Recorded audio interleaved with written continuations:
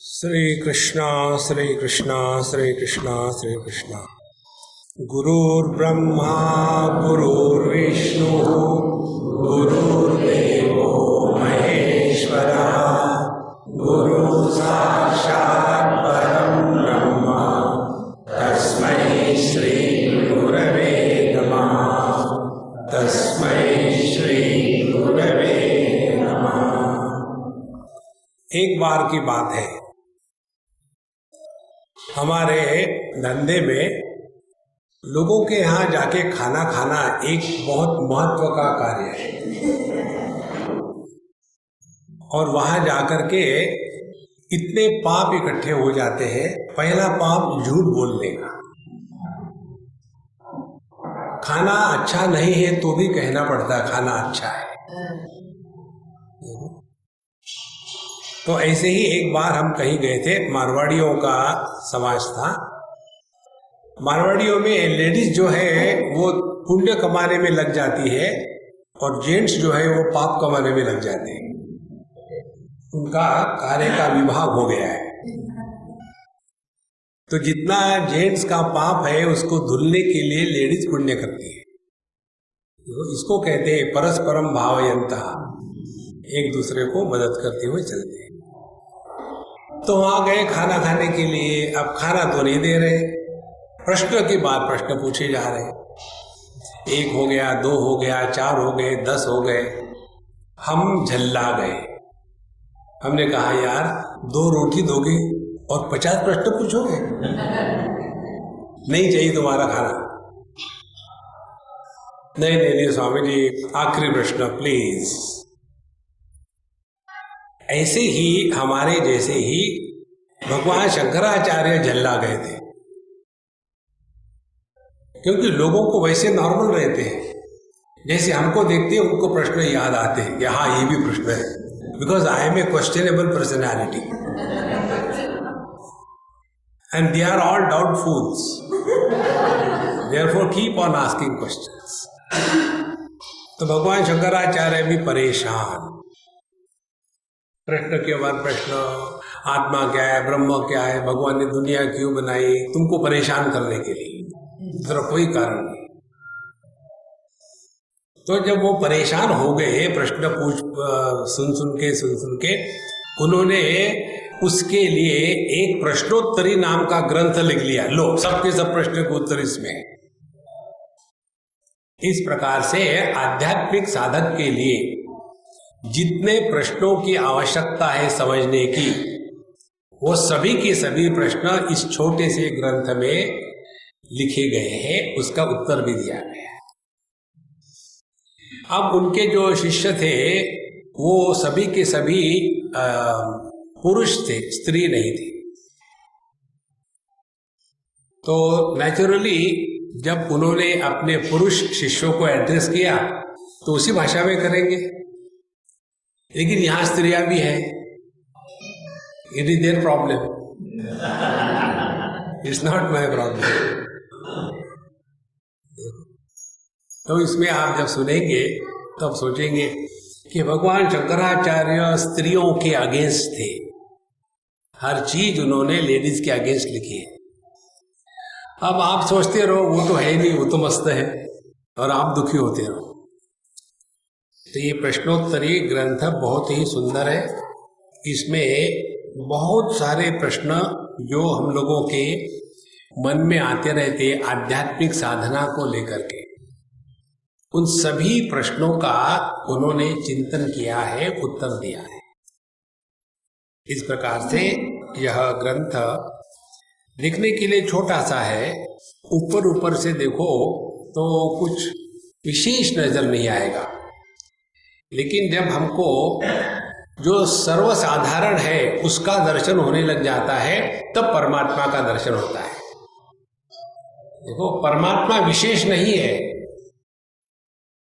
जितनी सारी विशेषताएं हैं वो जिस निर्विशेष ने सपोर्ट करी है वह निर्विशेष परमात्मा हमको पहचानना है। तो अध्यात्म का अर्थ ये नहीं कि हम में कुछ विशेषता निर्माण हो जाए, 2 सिंह आ गए, क्या हो गया? स्पिरिचुअलिटी ग्रो हो गई। एक दुम निकल गई, ओनिडा हो गए। नहीं, ये अध्यात्म का शास्त्र ऐसा है, इसमें आपको कुछ नहीं मिलेगा।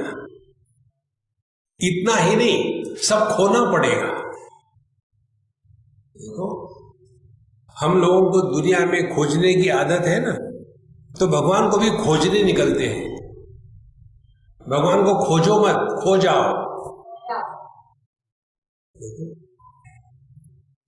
जब आप गायब हो जाओगे ना, तब कन्हैया प्रकट होते हैं। ये बहुत सरल मार्ग है।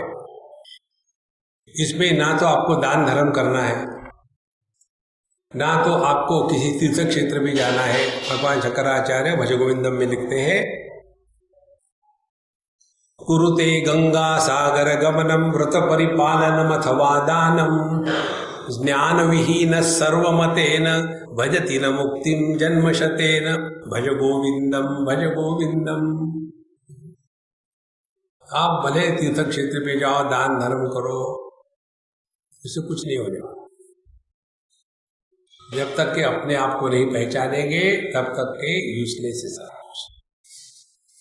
ये दान धर्म के आपको एक बात बताते, हम गए थे दक्षिण भारत में, एक स्थान है गाणगापुर नाम का, भगवान दत्तात्रेय का स्थान है, बड़ा पवित्र स्थान। वहां एक पहाड़ी है, नाम है पहाड़ी, लेकिन पहाड़ी नहीं है वहां, सिर्फ नाम है कि ये पहाड़ है। जैसे होता है ना, आप अपने घरों को नाम देते स्वर्ग, होता है नरक, नाम देते स्वर्ग। नरक इसलिए होता है कि शादी के बाद आदमी स्वर्गवासी हो जाता है। तो वहां हम गए, तो वहां प्रोफेशनल भिखारी बैठे हुए थे। Professionalism has gone too deep. तो जो हमारे साथ अम्मा थी, वो भी प्रोफेशनल दान करने वाली थी, हम भी प्रोफेशनल बाबा जी, परफेक्ट। तो उन्होंने कहा, स्वामी जी मुझे इनको रोटियां देनी है, दान वहां रोटी देते हैं। रोटी बनाने वाले बड़ी बड़ी बिल्कुल गुजराती टाइप रोटी बनाते हैं। गुजराती रोटी कैसी होती है? पापड़ के जैसे पतली होती है रोटी। और गुजराती जो पूरी होती है, वो शर्ट के बटन की साइज की होती है। गुजराती है। तो वो पतली पतली रोटियां थी।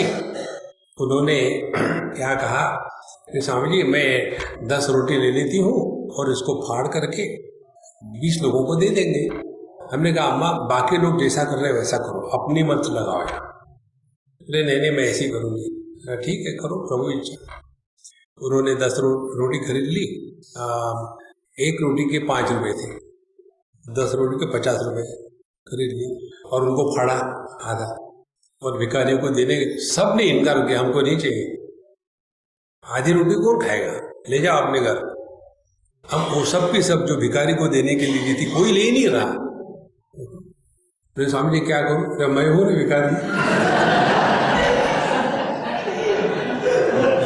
तो और क्या कर सकते हैं। तो बोले ये क्यों नहीं ले रहे हैं, उनको पूछो, मुझे क्या बोलो, मैं तो ले रहा हूं। बोले पता नहीं कैसे भिखारी यहाँ के बड़े उद्दंड हो गए। हमने कहा माँ जरा शांति से विचार करो। विचार ऐसा है, ये लोग जो चपाती लेते ना आपसे दान के रूप में, फिर वो रिसाइकल होकर के उसी दुकानदार के पास जाते हैं। अमेरिकन लोग क्या सिखाएंगे हमको रिसाइकलिंग। हमारे यहाँ तो हम आत्मा का भी रिसाइकलिंग करते हैं। रिसाइकलिंग तो हमारे रग रग में, जीन्स में बैठा हुआ है।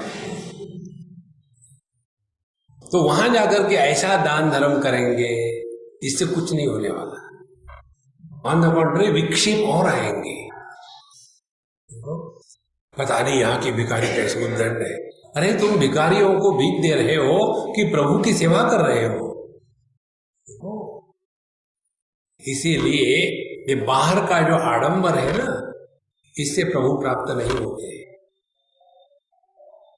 तो भगवान की उपलब्धि के लिए क्या क्या साधना है, ये विषय इस ग्रंथ में है। इसको सूक्ष्मता से, सहजता से हम समझने का प्रयत्न करेंगे और भगवान शंकराचार्य का उद्धार करेंगे। अपना तो हो चुका है। महाराज, अब हम कहेंगे, आपके पास पुस्तक है तो आप हमारे पश्चात उसका पाठ करो। नहीं आती है पुस्तक, सबके पास है क्या? हाँ, नहीं है तो केवल ऐसे होठ हिलाओ। लोग ऐसे ही करते हैं, हमने देखा है। अपार संसार समुद्र मध्य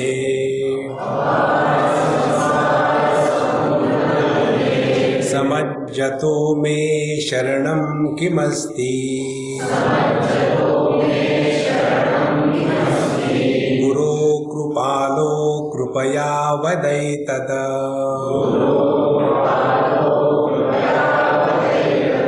विश्वेश पादाम्बुज दीर्घनौका।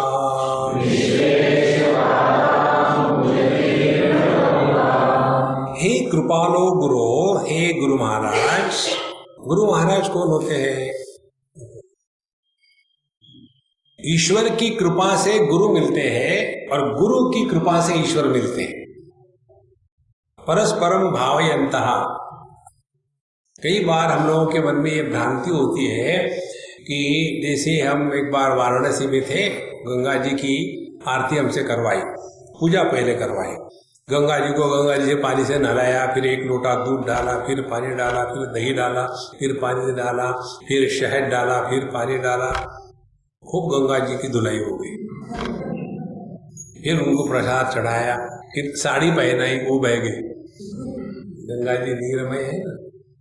और आरती वारती होने के बाद हम जाके बैठे तो वहाँ के जो प्रोफेशनल ये थे ऑर्गेनाइजर, उन्होंने कहा, एक दोहा कहा उन्होंने मॉडिफाई करके तुलसीदास जी महाराज का, कि हमारे पिछले जन्म के पुण्य कर्मों के भाग्य के कारण महाराज जी आपके दर्शन हुए।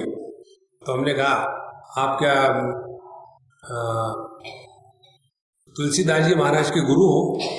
बोले नहीं। ये किसने कहा है आपको? देखो, साधु संतों का आगमन, सत्संग, ये ईश्वर के अनुग्रह से होता है। मनुष्य के कर्मों का फल नहीं है ये। मनुष्य के कर्मों के दो ही फल होते हैं। एक होता है दुख, जिसको शादी कहते हैं। दूसरा होता है सुख, जिसको संन्यास कहते हैं।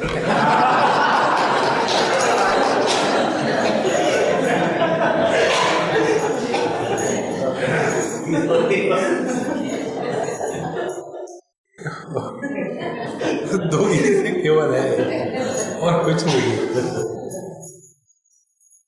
ईश्वरानुग्रहादेव पुंसाम अद्वैत वासना महत् भय परित्राणात् विप्राणाम उपजायते। वो अवधूत गीता में प्रथम श्लोक आता है।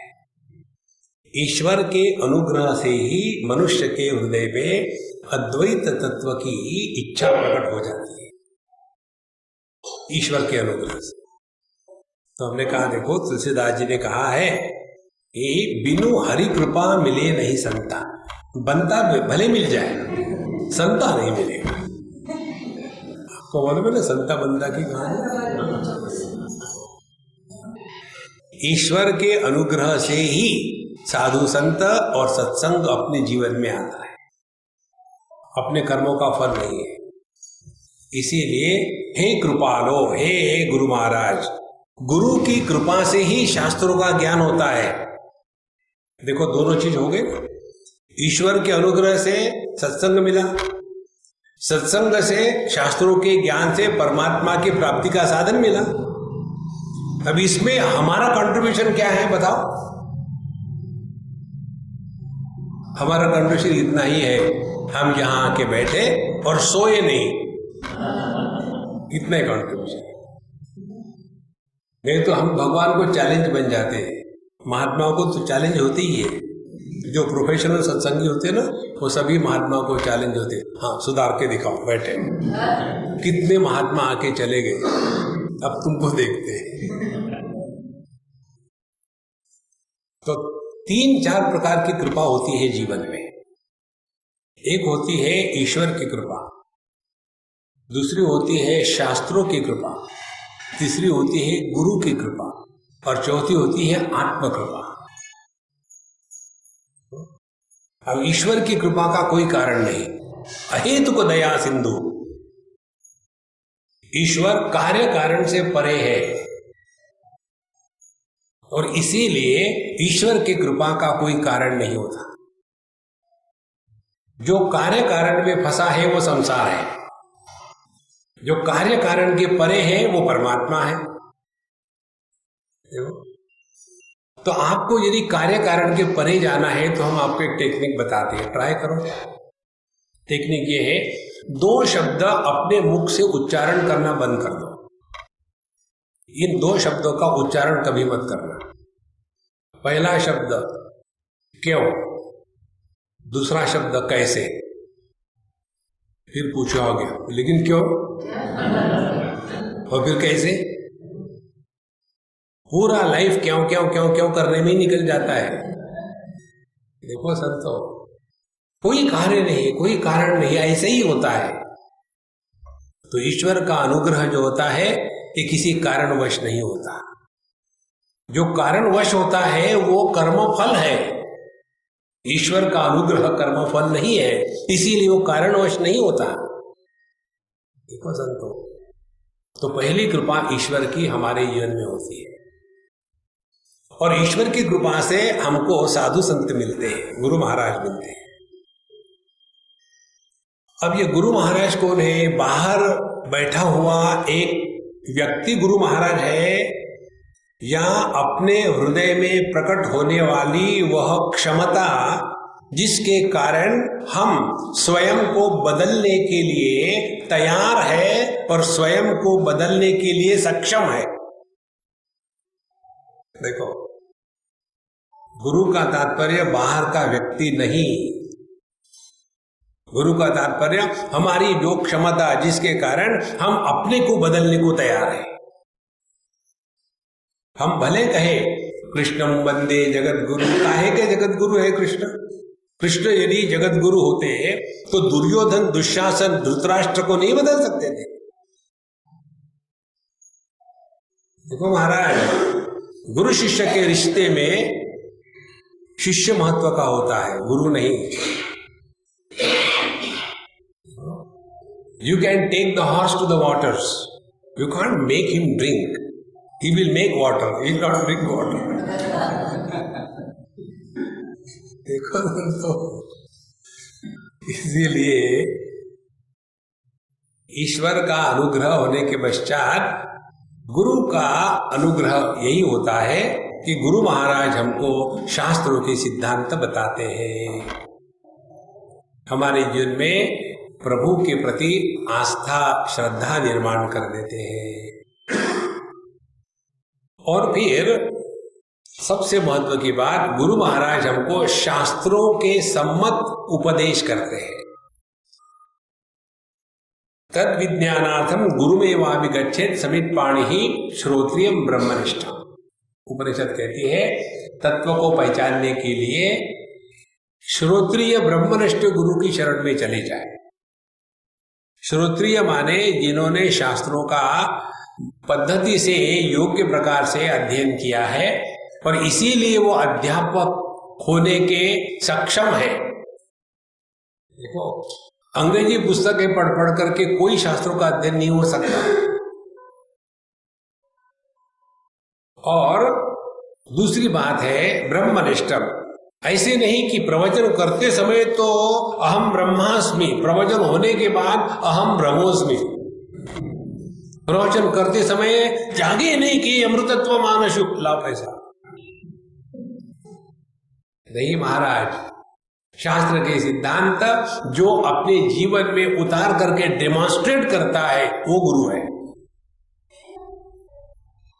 तो दूसरी कृपा हो गई गुरु की।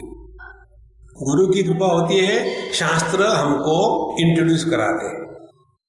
तीसरी शास्त्रों की कृपा है। शास्त्रों का अध्ययन अपने दृष्टि में परिवर्तन लाने के लिए किया जाता है।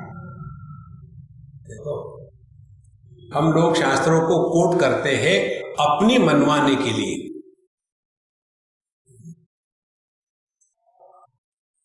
आप अपना काम करो, कहा है भगवान ने कर्मण्येवाधिकारस्ते, करो अपना काम, दूसरों को नहीं, अपनी जीवन में उतारना है। तो शास्त्र हमको अपने दृष्टि में परिवर्तन लाने के लिए पढ़ाई की जाती है। ईशावास्य का जो पहला मंत्र है, उसकी ये पहली पंक्ति है, वो यही दृष्टि में परिवर्तन का निर्णय है। वहां ईशावास्यमिदं सर्वं यत्किंच जगत्याम जगत तेन त्यक्तेन भुंजीथा मा घृदकस्य सिद्धरम कुर्वन्नेवेह कर्माणि जिजीविषे शतकम समा। ये जो 4 बातें बताई है ये 1.5 मंत्र में, इसका तात्पर्य यही है, पहले अपने दृष्टि में परिवर्तन ले आओ तो आपको त्याग करने की आवश्यकता नहीं, त्याग हो जाएगा। नहीं तो त्याग करने का भी अहंकार हो जाता है। देखो महाराज, भोग का जितना अहंकार होता है उससे 1000 गुना त्याग का अहंकार होता है। देखो महाराज, हम लोगों के जैसे नहीं है, हमने सब त्याग दिया है। किसने कहा था? पढ़ते रहो। त्याग का अहंकार भयानक होता है। इसीलिए तेन त्यक्तेन भुंजीथा, त्याग कैसा होता है?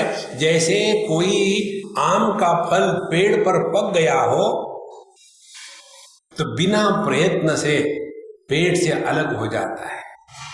जिस त्याग में प्रयत्न है वह त्याग का कार्टून है। जिस त्याग में प्रयत्न नहीं है वह असली त्याग है।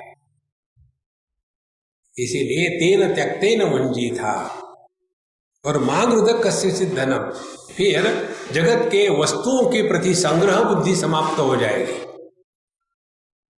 ये होगा कब? जब ईशावास्यमिदं सर्वम यत्किंच जगत्याम जगत, ये दृष्टि जब जागृत हो जाती है तो अगली साधना होने लगती है, करनी नहीं पड़ती। देखो महाराज, साधना का होना एक बात है और साधना करना दूसरी बात है। हम लोग साधना करने में लगे, मेडिटेशन करते हैं, लेट अस मेडिटेट टुगेदर, और फिर बैठेंगे, क्या करेंगे मेडिटेशन? सब आंख बंद करो, सबने आंख बंद कर ली, अब क्या करें मुझे भी पता नहीं। ये सब कार्टून है। फिर अब लाइट बंद कर डालो। लाइट क्यों बंद करें?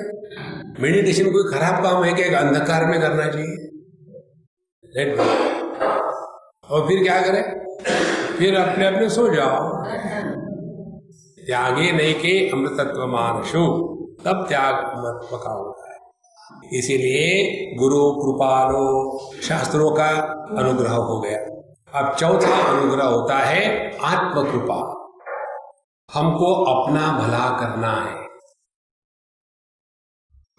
भगवत गीता कहते हैं उद्धरेदात्मनात्मानं नात्मानं अवसादयेत्, आत्मैव आत्मनो बंधु आत्मैव रिपुरात्मनः।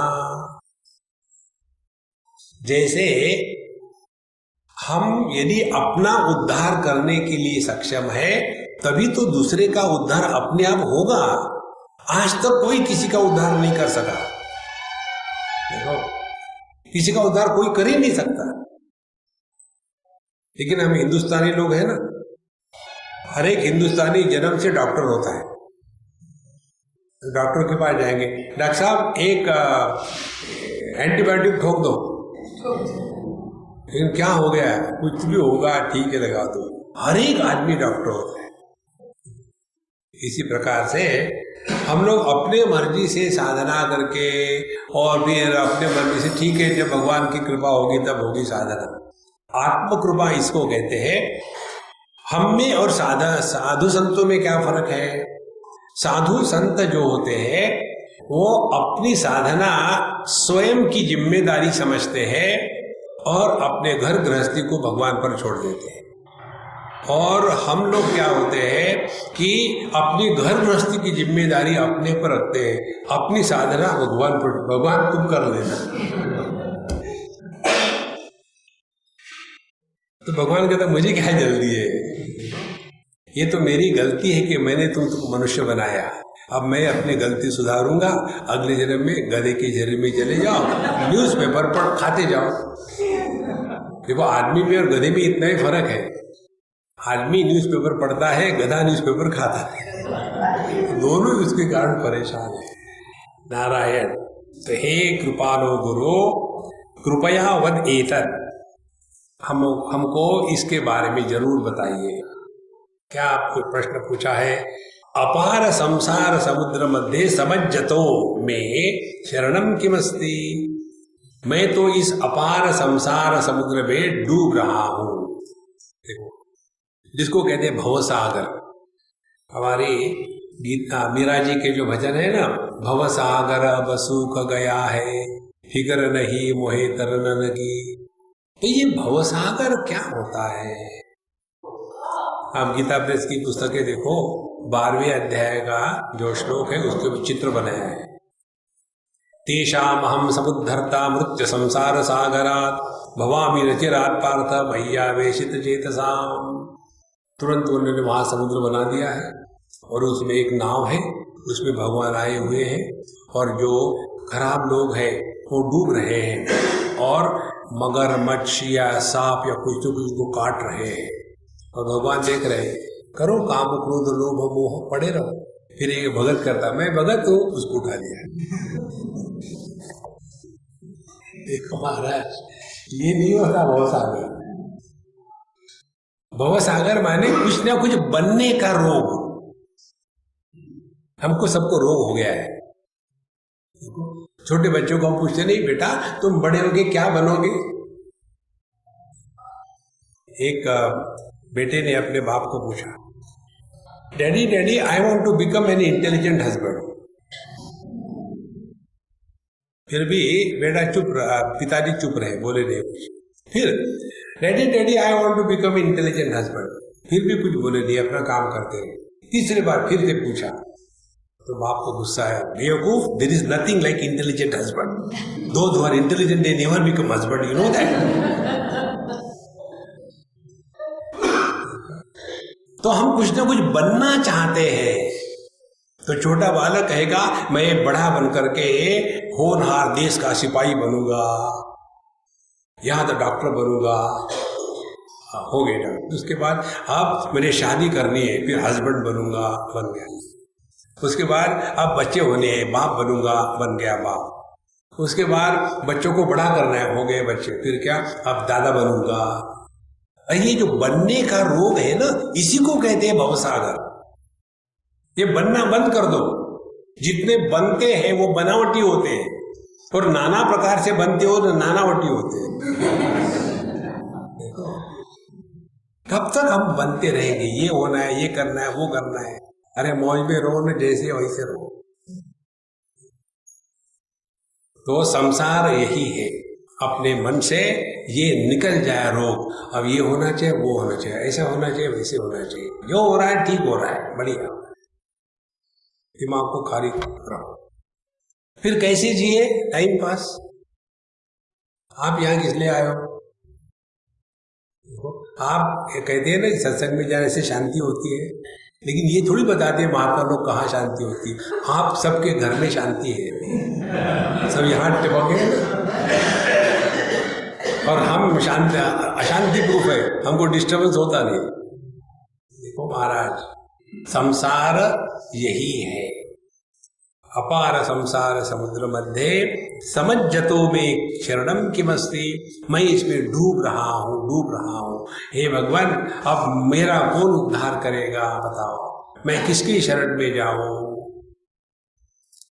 तो इसका उत्तर भगवान शंकराचार्य कहते हैं, विश्वेश पादाम्बुज दीर्घ नौका। विश्वेश पादाम्बुज दीर्घ नौका माने भगवान के चरण कमल रूपी जो नौका है, उसमें बैठो तो इस संसार सागर से पार हो जाओगे। भगवान की शरण का तात्पर्य मनुष्य अपने परिस्थिति के अनुसार करता है। जो आदमी किसी के पास नौकरी नहीं है तो वो भगवान की शरण कैसे लेगा? भगवान एक नौकरी दिला दो ना, नौकरी मिल गई। फिर शादी नहीं हो रही, भगवान एक छोकरी दिला दो ना। तो हमारी जो शरण होती है वो केवल एक लिस्ट होती है, भगवान ये करो वो करो, ऐसा करो वैसा करो वैसा करो। जितना लंबा नमस्कार उतनी लंबी लिस्ट, और फिर पूरे जीवन में मांगते ही मांगते जा रहे हैं। इसीलिए अपने यहाँ के जो भगवान होते हैं ना, आपने देखा है ना, उनकी मुद्रा ऐसी होती है। इसका अर्थ है चुप भी करो कितना मांगोगे। ये अभय मुद्रा नहीं है। तो ये क्या है, चुप नहीं करोगे तो एक लगाओ। ये थ्रेटन मुद्रा है और ये शटअप है। कितना मांगते रहे, ये मांगो वो मांगो, अरे राम मांगना बंद करो। भगवान कहते हैं चतुर्विधा भजन्ते माम जना सुकृतनो अर्जुन आर्तो जिज्ञासु अर्थार्थी ज्ञानी च भरतर्षभ तेषां ज्ञानी नित्य युक्तः। देखो भगवान का असली भक्त ज्ञानी भक्त होता है, बाकी के लोग इन्वेस्टमेंट करते हैं, भगवान की भक्ति मिलने से कुछ ना कुछ मिल जाएगा। जिनको जगत में कुछ चाहिए वो भगवान के भगत नहीं होते, वो जगत के भगत होते हैं। वो जगत को बनाते हैं जीवन का लक्ष्य और भगवान को बनाते हैं उस लक्ष्य के प्राप्ति का साधन। होना चाहिए उल्टा, जो जीवन है वो हमारा साधन होवे और प्रभु की प्राप्ति ये हमारा जीवन का लक्ष्य होवे। देखो कितना फर्क है। इसीलिए भगवान के प्रति समर्पण का, शरणम का तात्पर्य क्या है कि हमको इस दुनिया में प्रभु के सिवा अन्य कुछ भी नहीं चाहिए।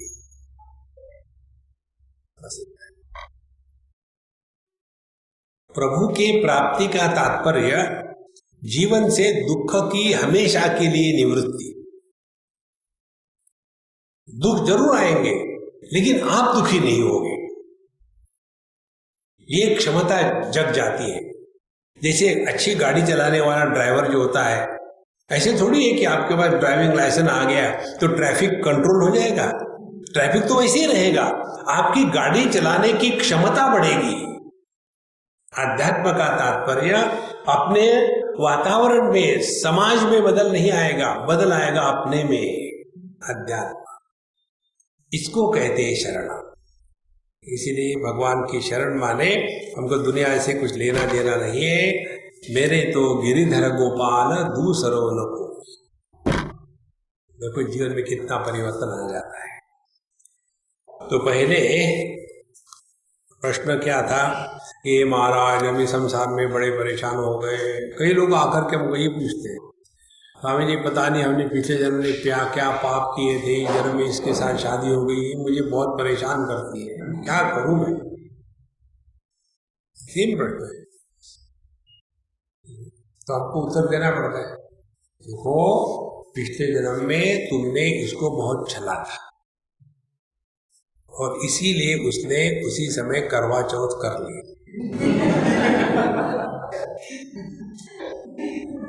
अब तुमको 7 जन्म तक नहीं छोड़े। जाऊं तो जाऊं कहां, छोड़ेंगे नहीं, सूद के साथ वसूल करें। लेकिन फिर अब क्या करें, अब से उसके साथ ठीक व्यवहार शुरू। अब 2 का प्रभाव क्या हो गया। पहला प्रभाव, हम अन्य को बदनाम करना बंद करेंगे, अपने जीवन को सुधारेंगे। यही साधना है। जब तक कि अन्य को बदनाम करेंगे तब तक हमने साधना में प्रवेश नहीं किया है महाराज। अच्छा, अब दूसरा श्लोक पढ़ते हैं, हमारे बात पढ़िएगा। बद्धो हि कोयो विषयानुरागी गावा विमुक्तिर्विषये विरक्तिः को वास्ति घोरो नरकस्वदेहः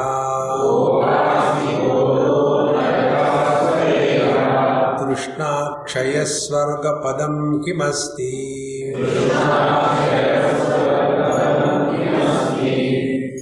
हाँ, तो पहला प्रश्न पूछते हैं, को बद्धः, इस जगत में कौन बांधा गया है, कौन बंधन में है, पहला प्रश्न। तो उसका उत्तर देते हैं विषयानुरागी। जो विषयों में फंसा है वो बंधन में है। अमृत बिंदु उपनिषद में एक मंत्र आता है, मन एव मनुष्याणाम कारणम बंध मोक्षयोः बंधाय विषयासक्तम मुक्तये निर्विषयम स्मृतम। दो बातें बताइए। हमारा जो मन है वही बंधन का भी कारण है, मोक्ष का भी कारण है। जब हमारा मन विषयों के प्रति आसक्त होता है तो वही मन हमारे बंधन का कारण बन जाता है, और यदि हमारा मन विषयों के प्रति आसक्त नहीं है तो वही हमारा मन मोक्ष का कारण बन जाता है। तो कौन बंधन में पड़ा है? जो इस दुनिया के विषयों में फंसा हुआ है वो। मनुष्य विषय में क्यों फंसता है, क्या कारण क्या है उसका, ठीक से समझ लेना। पहले तो हमने अपने कंगाली डिक्लेयर कर दी है कि हम दुखी हैं, हम अपूर्ण हैं, हमको ये नहीं मिला तो सुख कैसा होगा। तो हमने कल्पना करी है कि हम में कमियां हैं बहुत सारी, पहली कल्पना। दूसरी कल्पना, हमने विषयों को देख करके दूसरी कल्पना करी है कि ये जो विषय है ये सुख का साधन है, सुख विषयों में छिपा हुआ है, और मेरे दुख का कारण यही है कि मुझमें ये विषय प्राप्त नहीं हुए। ये दूसरी विचारों की धारा। और फिर जब हम किसी विषय का भोग करते हैं तो हमको खुशी जरूर मिलती है, तो फिर हम ये कल्पना कर लेते हैं, देखो मैं दुखी था, चाय मिल गई तो कितना अच्छा लगा, इसीलिए सुख जो है वो चाय से वापस आया। ये तीन प्रकार की जो गलत विचारधारा है, इसके कारण मन में विषयों के प्रति आकर्षण होता है। बिल्कुल सिंपल बात है। अब देखो, अपनी जो खर्राटे वाली नींद होती है, गहरी नींद, उस गहरी नींद में हम अपने को अपूर्ण नहीं स्वीकार करते, फिर वहां अन्य की प्रतीति नहीं होती, ना वस्तु है ना विषय है, इसीलिए मन में कोई इच्छा नहीं होती। पर इच्छा नहीं होती तो बड़े शांति से, मस्ती से खर्राटे मार के सोते हैं। माने पत्नी के सामने जिस पति का मुंह नहीं खुलता, वो उसी बिस्तर में साथ में सो करके एकदम लाउड स्पीकर से खर्र खर्र चलता है। कहां से इतनी शक्ति आई? क्योंकि उस समय ये पतित पावन सीताराम पति नहीं थे। देखो सर, एक आदमी को पूछा उसके दोस्त ने, यार तुम बाहर तो बड़े शेर रहते हो, घर में जाने के बाद तुमको क्या हो जाता है? बोले क्या हो जाता है? घर में भी शेर रहता हूं, लेकिन उस पर शेरा वाली बैठती है। अब क्या करें, शेर तो वहां भी रहता हूं। तो जब तक हमारे मन में विषयों के प्रति आकर्षण होगा, तब तक के आप बंधन में हो। कोई भी व्यक्ति मुख में सिगरेट और हाथ में लाइटर लेके तो पैदा नहीं हुआ। देखो, तो हमें दो बातें होती है, एक हमारा स्वरूप, दूसरा हमारा स्वभाव। स्वरूप माने अवर एसेंशियल नेचर, और स्वभाव माने अवर एक्वायर्ड नेचर। हमने अपने स्वभाव को स्वयं बनाया है। काम, क्रोध, लोभ, भोग, ये अपना बनाया हुआ स्वभाव है। आध्यात्मिक साधना का तात्पर्य है अपने स्वभाव में परिवर्तन करके अपने स्वरूप को प्रकट होने देना, ये अध्यात्म है। लेकिन हम कहते हैं नहीं, मेरा स्वभाव है गुस्सा करने का। अरे स्वभाव गुस्सा करने का, उसको बदलो महाराज, वही तो अध्यात्म है। और इसका मूल कारण है विषयानुरागी, क्योंकि विषय के प्रति हमारे मन में बहुत ही आकर्षण हो गया है। और इससे छूटने का एक ही मार्ग है, केवल अपने अनुभूतियों का विश्लेषण करना सीख लो। अपने अनुभूति, दूसरे का नहीं। तो हमको पता चलेगा, कोई भी वस्तु ले लो आप, उस वस्तु के प्रति या व्यक्ति के प्रति हमारा मन ज्यादा समय तक आकर्षित नहीं रह सकता। जो पति पत्नी साथ साथ रहते हैं ना, वो प्रेम के कारण नहीं रहते, वो समझदारी के कारण रहते हैं। प्रेम तो सूख गया है, प्रेम गुम कुछ नहीं होता। पति को भी मालूम है डेंजर कहाँ रखा है, उसी को याद रहता है, इसीलिए उसको पकड़ के रहता है। और उसको भी मालूम है बैंक बैलेंस उसके पास है, इसीलिए उसको पकड़ के रहती है। परस्परम पकड़नता। प्यार व्यार कुछ नहीं होता। देखो संतो, जिस दिन ये बात स्पष्ट समझ हो जाएगी ना, तब आप देखेंगे जगत के विषय वस्तुओं के प्रति आकर्षण मन से निकल जाएगा। और जब आकर्षण होता है, then we are addicted to. इसीलिए कौन है बंधन में?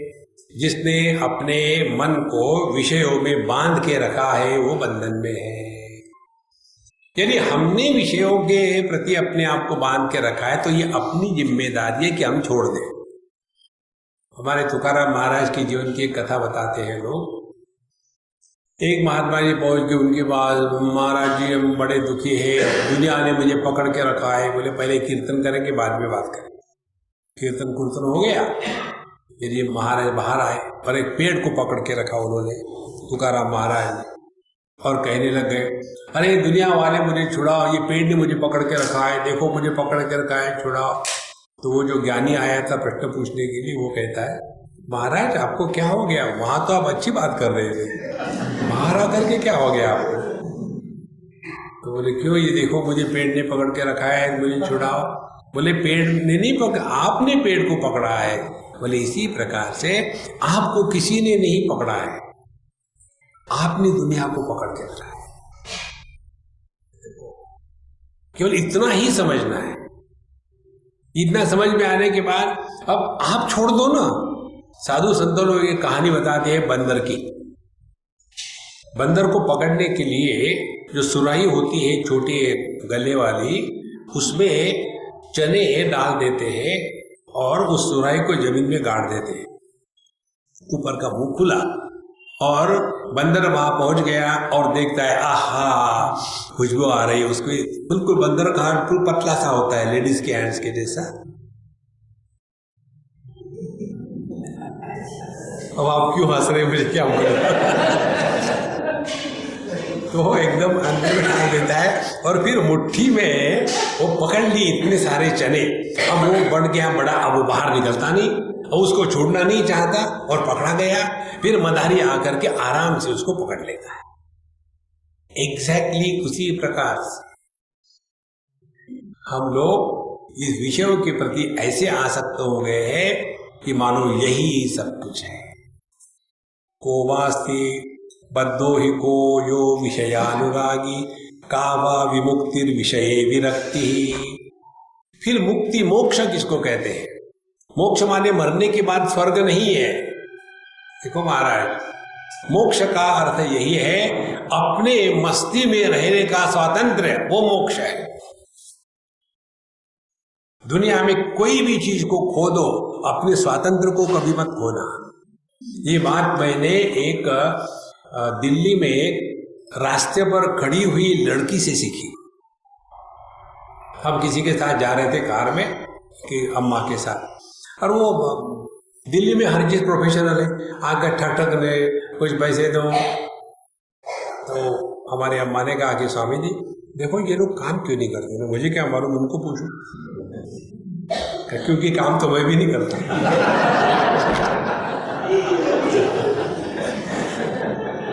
हम दोनों एक ही जाति के तो बोले,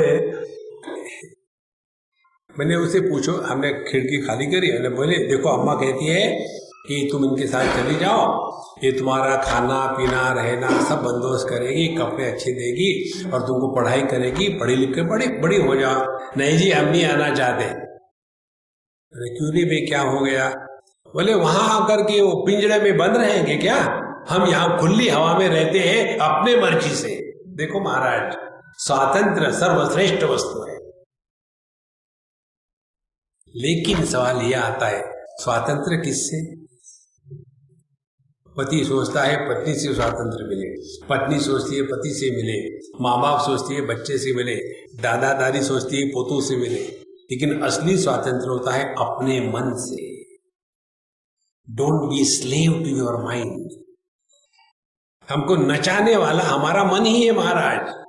दुनिया में सबसे यदि दुखी हमको कोई करता है तो केवल अपना मन, और कोई दुखी नहीं करता। देखो संत, बुढ़ापे में कोई समस्या नहीं है, बच्चे अपनी जगह ठीक है, सबका स्वास्थ्य ठीक है, फिर भी स्वामी जी पता नहीं क्या है, मन बड़ा अशांत रहता है। आपके पास जितना ज्यादा खाली समय रहेगा उतने आप ज्यादा दुखी होंगे, जितना कम समय खाली रहेगा उतना कम दुखी। इसीलिए कीप योर सेल्फ 24/7 बिजी। मरने की फुर्सत नहीं होनी चाहिए आदमी को, बिल्कुल। तब देखो जीवन कैसा मस्त रहता है। मैंने पिछली बार बताया था आपको, एक बार हम आए ऑस्ट्रेलिया से बम्बई जा रहे, यूएसए जा रहे थे। एक फ्लाइट से आए बम्बई में, 24 घंटे भी नहीं रुके, और दूसरे फ्लाइट से जा रहे हैं। तो हमारे जो मित्र हैं, हमारे जो होस्ट है बम्बई के, श्याम जय सिंह, तो उन्होंने मुझे कहा स्वामी जी आपका ना आगा ना पीछा, ना कोई आपका आश्रम, ना कोई चेले, क्यों आप परेशान होते हो इतना, दौड़ा भागी, यहाँ से आए वहां गए, वहां से गए वहां गए। हमने ठीक है मैं कैंसिल करता हूँ, आज के बाद में आपके यहाँ रहूंगा। बोले नहीं ऐसी बात नहीं। एकदम घबरा गए, अरे राम कहा से मैंने कहा, आके टपका बाबा जी की निकलता ही नहीं। फिर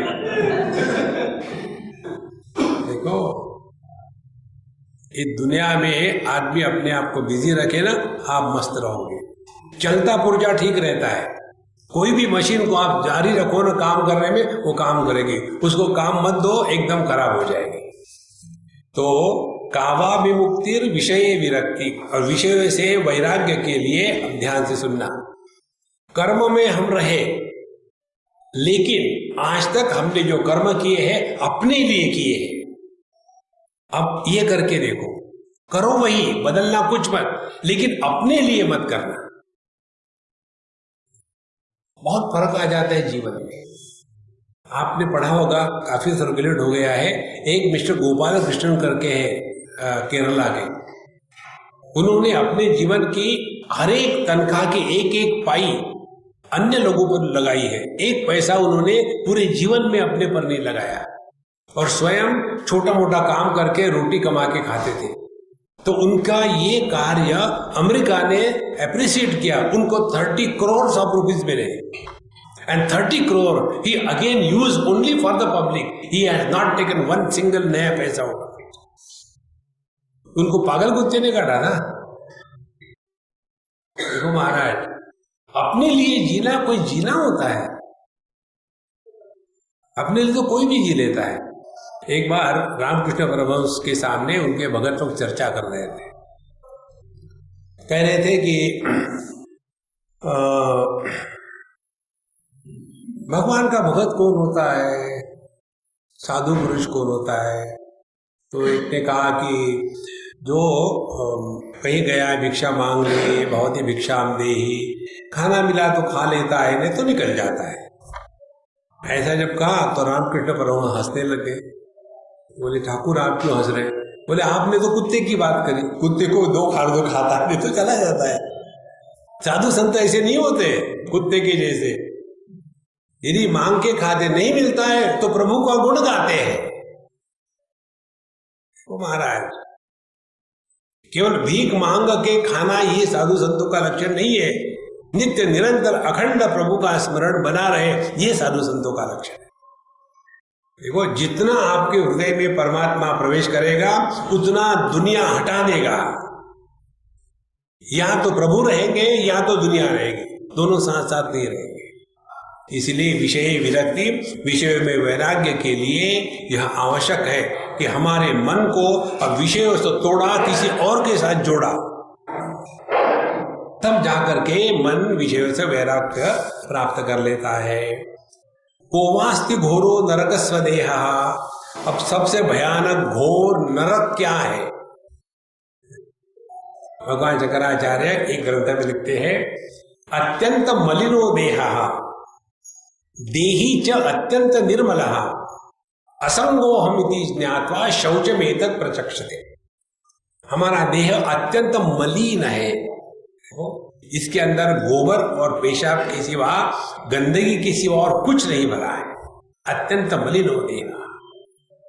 सुबह सुबह आप उठ जाओ और कोई आपको मिलने के लिए आए, आप क्या कहेंगे? वेट ए मिनट, बाथरूम होके आता हूं, क्योंकि इतनी गंदगी निकलती है, एक भी छेद ऐसा नहीं कि जिसमें सुगंध निकलता हो। देखो महाराज, देह से यदि अच्छी कोई बात निकल सकती है तो केवल सत्कर्म, सद्विचार, सद्गुण। अत्यंत मलिनो देहा और देही च अत्यंत निर्मला। लेकिन इस देह से जो प्रकट हो रहा है वो परमात्मा अत्यंत निर्मल है। वह परमात्मा अपना स्वरूप है, उसको कहते हैं शौच की प्रक्रिया, उसको कहते हैं साफ सफाई। इसीलिए सबसे भयानक नरक क्या है? स्वदेह, अपना ही देह। दूसरी जगह भगवान शंकराचार्य लिखते हैं, देहो देवालय प्रोक्तः देही देवो निरंजनः अर्चितः सर्वभावेन स्वानुभूत्या विराजते। जो देह है ये भगवान का मंदिर है, उसकी पूजा करो। देखो, अभी तो आपने कहा कि देह एकदम मलिन है और अभी कहते हैं देह पवित्र है। हम तो वही करते हैं, हमारा देह बड़ा पवित्र है, लोगों का देह मलिन है। ऐसा नहीं, उल्टा करो, अपना देह गंदा है, बाकी के देह में प्रभु का निवास हो रहा है, तब जाकर के सेवा होती है। देखो महाराज, तो नरक किसको कहते हैं? देखो संस्कृत भाषा में को ये जो सफिक्स आता है, प्रत्यय आता है, इसका अर्थ शब्द में परिवर्तन, शब्द के अर्थ में परिवर्तन नहीं होता। जैसे बाल माने बच्चा, बालक माने बच्चा, इसी प्रकार से नर, नरक, कोई फर्क नहीं है। पूरा जीवन इसी में लगा हुआ है, दूसरा कुछ नहीं है। सुबह से शाम तक के उसको नहलाओ, पिलाओ, खिलाओ, सुलाओ, फिर उठाओ, फिर करो, फिर मेकअप करो, फिर ब्रेकअप को छुपाओ, और कब तक करते रहोगे? देह हमारे लिए कि हम देह के लिए? पूरा जीवन इसी में चला जाता है। इसीलिए स्वदेह नरकः। और जैसे देह को कुछ अच्छा बुरा हो जाता है, वही एक चिंता, को वास्ति घोरो नरक स्वदेह स्वर्गम स्वर्ग पदम किमस्ति। और स्वर्ग किसको कहते हैं? देखो, स्वर्ग शब्द का अर्थ कोई स्थान विशेष नहीं है। हम लोगों के दिमाग में ऐसे उल्टे सीधे विचार भर चुके हैं। स्वर्ग माने वहां अप्सराएं घूम रही होगी। आपको पता है ना अप्सराएं किसको कहते हैं? हिंदी भाषा में गवर्नमेंट सर्वेंट को अफसर कहते हैं। तो जितनी गवर्नमेंट सर्वेंट की वाइफ्स है, पत्नियां हैं, वो सब अफसर है। फ्री में मिलता है, कुछ करने की जरूरत नहीं। तो अप्सराएं घूम रही होगी, और आप जब जाएंगे तो कुछ भी ले लो, कहीं भी सब फ्री है। सबसे महत्व की बात इनकम टैक्स है। ऐसे लगता है स्वर्ग। स्वर्ग यह स्थान विशेष नहीं है। एक मूल शब्द को ठीक से समझ लो। लोक का तात्पर्य अनुभूति, अनुभव। लोक्यति इति लोकः, अनुभव को कहते हैं लोग। जैसे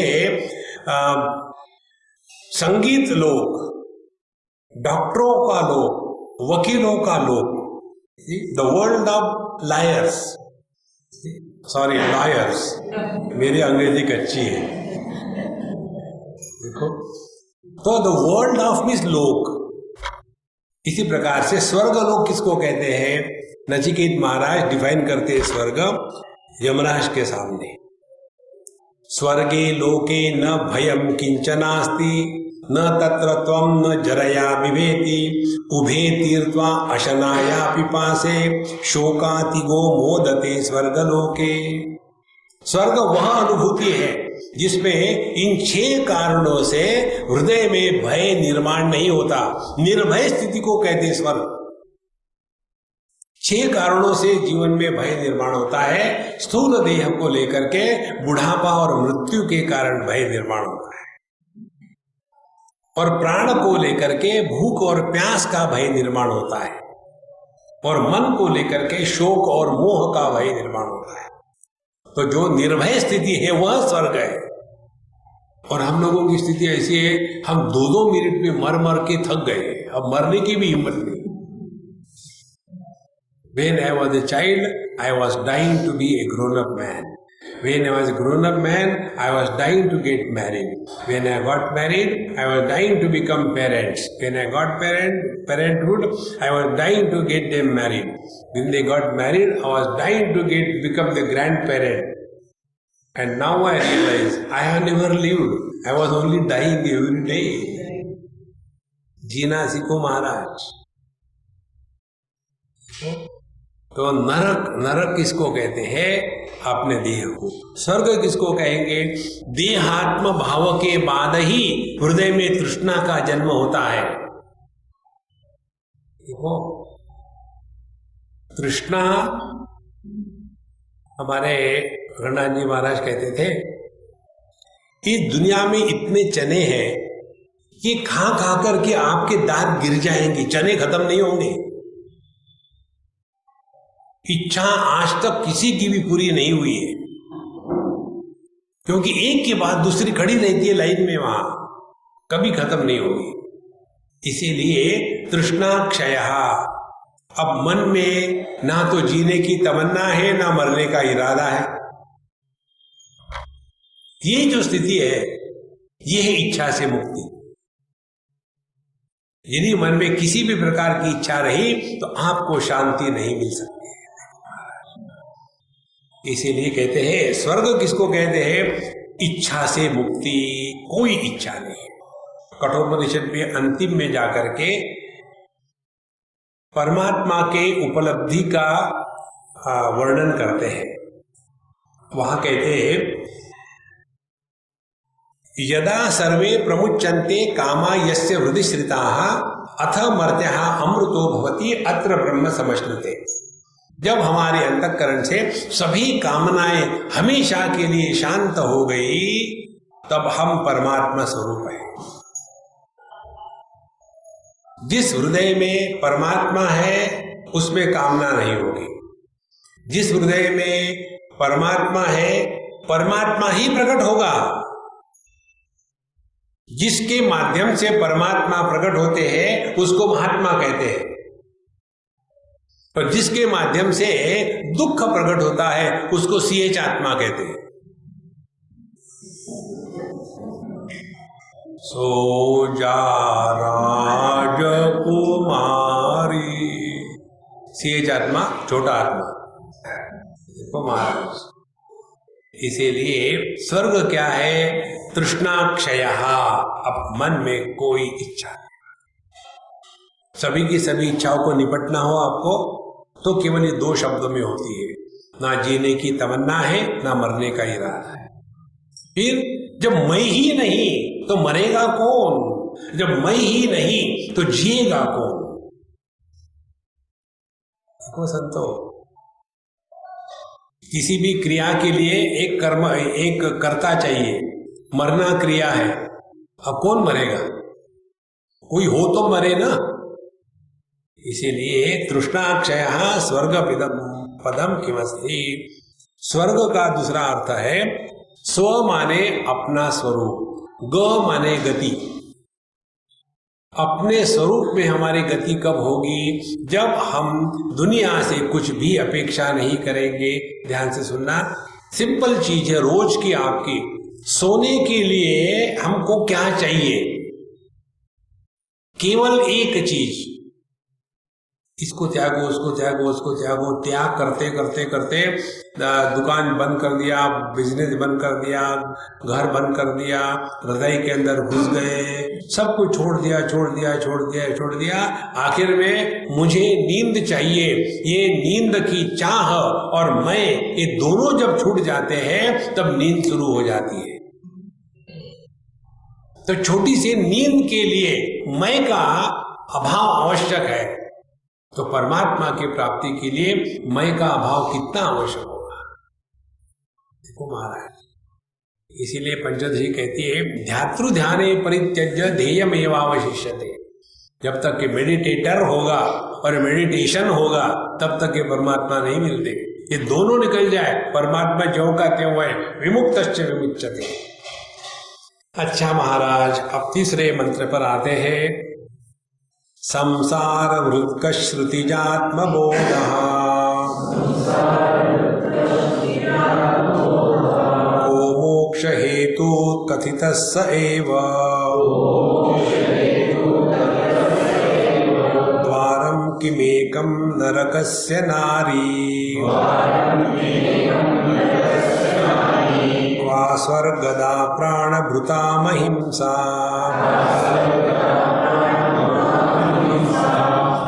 इसको हम अगले क्लास में देखेंगे। ओम पूर्णमदः पूर्णमिदं पूर्णात् पूर्णमुदच्यते पूर्णस्य पूर्णमादाय पूर्णमेवावशिष्यते। ओम शांति शांति शांति।